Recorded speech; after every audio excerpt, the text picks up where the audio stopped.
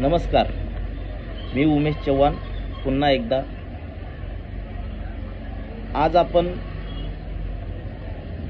2-3 दिवसापासून जो कंटिन्यू होणारा पाऊस होता आणि त्याच्यानंतर आज उघड भेटली आणि ऊन पडायला लागलं, तर याच्यामध्ये ह्या 2 गोष्टी घडल्या। याच्यामध्ये कुठल्या प्रकारचे कापसावर रोग येऊ शकतात, कुठल्या प्रकारच्या किडींचा प्रादुर्भाव वाढू शकतो आणि त्याच्यावर काय उपाययोजना केल्या पाहिजे याच्यावर आपण थोडंसं बोलणार आहोत। सगळ्यात महत्त्वाचं, कंटिन्युअसली पाऊस असल्यामुळे फोटोसिंथेसिस क्रिया झाडाची खूप कमी झालेली होती, ठीक आहे।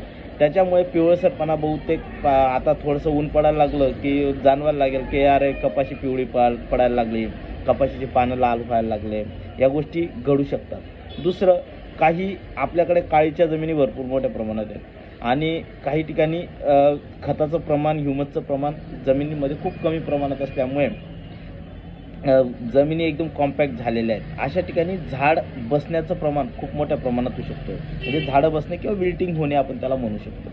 तिसरी गोष्ट, एकदम सडनली टेम्परेचर जर वाढलं तर तुम्हाला माहिती आहे पांढरी माशीचा अटॅक जास्त टेम्परेचर झालं किंवा तुमच्या थ्रिप्सचा अटॅक जास्त टेम्परेचर झालं तर यायला लागतो आणि अनुकूल वातावरण आहे अशा परिस्थितीमध्ये पांढरी माशीचे पिल्लं जन्माला येतात आणि सगळ्यात महत्त्वाचं थ्रिप्सचं सुद्धा जे निप्स असतात किंवा पिल्लं असतात त्यांची उत्पत्ती किंवा त्यांची अंडी हे खूप मोठ्या प्रमाणात या दिवसात बघायला मिळतात। टेम्परेचर 25 डिग्री सेंटीग्रेडच्या वरती गेलं की थ्रिप्स आणि तुमचा पांढरी माशीचा अटॅक वाढायला लागतो, तर याचाही परिणाम बऱ्याच वेळेस शेतीमध्ये दिसायला लागू शकतो।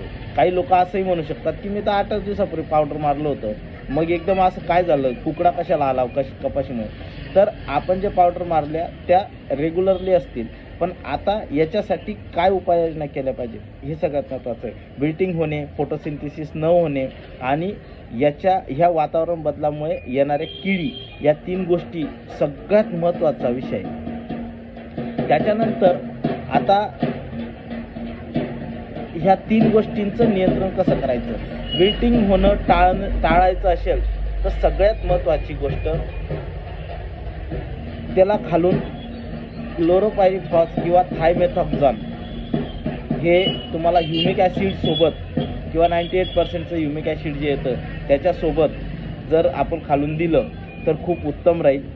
त्याच्याबरोबर तुम्हाला कार्बनडेजिम आणि मँकोजेबचं कॉम्बिनेशन येतं, ते सुद्धा तुम्हाला खालून घ्यायचं आहे। हे तुम्ही ड्रिपने देऊ शकतात किंवा ड्रिंचिंग करू शकतात किंवा त्याला आळवणी आपण म्हणतो असं ते करू शकतात। या गोष्टी जर केल्या तर आपल्याला एक बेनिफिट होईल। दुसरं, जेव्हा फवारणी कराल त्यावेळेस मॅग्नेशियम सल्फेट घ्यायला विसरू नका। येणारा पिवळेपणा आणि येणारा लाल्या रोगावर कंट्रोल मिळवण्यासाठी हमखास 70-80% तरी कंट्रोल आपल्याला भेटून जातो। तसं 100% भेटायला पाहिजे, पण 70-80% जरी म्हटलं तरी तो कंट्रोल आपल्याला भेटून जाऊ शकतो, ठीक आहे। आणि ज्यांचे ड्रिपने खतं देत आहेत त्यांनी जर याच्यासोबत 1261 जर सोडता आलं तर खूपच उत्तम। 1261 का? तर ह्या पिरियडमध्ये सगळ्यात जास्त पात्यांची संख्या, पात्या लागण्याचा काळ असतो आणि फुटव्याचा काळ असतो, तर ह्या पिरियडमध्ये फॉस्फरसची खूप मोठ्या प्रमाणात आवश्यकता असते। तर 1261 तुम्ही खालून सोडलं तर खूपच उत्तम राहील, ठीक आहे। त्याच्यानंतर पातेगळ आणि फुलगळ ही गोष्टसुद्धा घडत असते या पिरियडमध्ये। तर पातेगळ आणि फुलगळ जर टाळायची असेल तर हे पातेगळ फुलगळ होऊच शकते, कारण वातावरण एकदम बदललेलं आहे सडनली, तर याला सुद्धा कंट्रोल करणं खूप जास्त गरज आहे। तर प्लॅनोफिक्स आणि बोरॉनचा स्प्रे आपण घ्यायला पाहिजे।